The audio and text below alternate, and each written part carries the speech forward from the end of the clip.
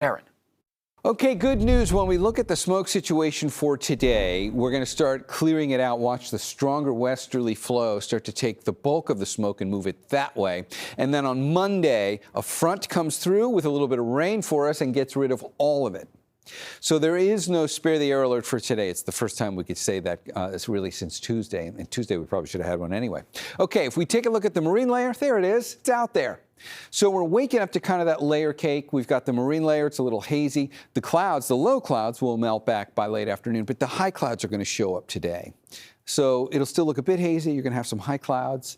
And underneath all of that, daytime highs are going to be well below average today. We're only going to the mid and upper 70s for many of those warmest inland valleys. Take a look at the numbers up in the North Bay. You'll go to 74 for San Rafael, 72 Redwood City. We'll go to 76 in San Jose and 73 today in Fremont. Okay, here comes this chance of rain you no doubt have heard about by now. We got a chance of rain on Monday. So there's the system responsible for it. Really beautifully developed by the time we get into this afternoon and evening. Very strong center of low pressure here. It has reached down into the subtropics, and yes, this is pulling a moderate strength Category 2 atmospheric river into it, but that's going up to the Pacific Northwest. They will get a pretty good dose of rain up there. And closer to home, on the far northwest coast of California, that will also deliver a large amount of rain for late September. Pretty significant system in that, and it's great news from a fire season standpoint. Because if you look at how this storm comes together right there, that's when it's dropping 2 to 3 inches of rain on the Smith River Complex fire. That's the fire that's been giving us all the smoke. So today the wind clears out most of the smoke. Tomorrow, we put enough rain on that fire that if the fire doesn't go out completely, it's certainly not going to be a large smoke producer anymore. Done. With that one anyway. And if we look at the big picture just on rainfall accumulations from this system, I'm going to get to us in a second, but I just want to see where this is really going. Very significant storm from a rainfall standpoint up on the northwest coast. Here's our little branch of it. Not a lot.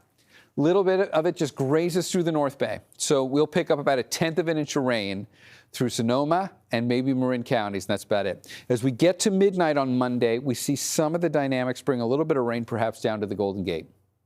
And then those showers fall apart.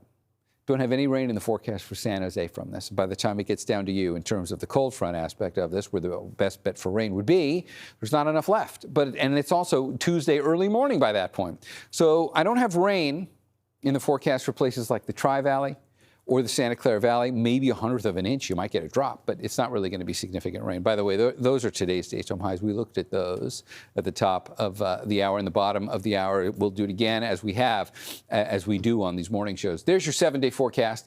Low 70s on Monday with a chance of rain for San Francisco and Oakland. North Bay valleys, you've got the best chance for rain out of all of these microclimates. San Jose, unfortunately, no rain in the forecast for you on this one, unless you might get a drop. And for the inland East Bay, any rain you get will be short-lived and won't add up to much. But technically, there's a chance you could see a drop.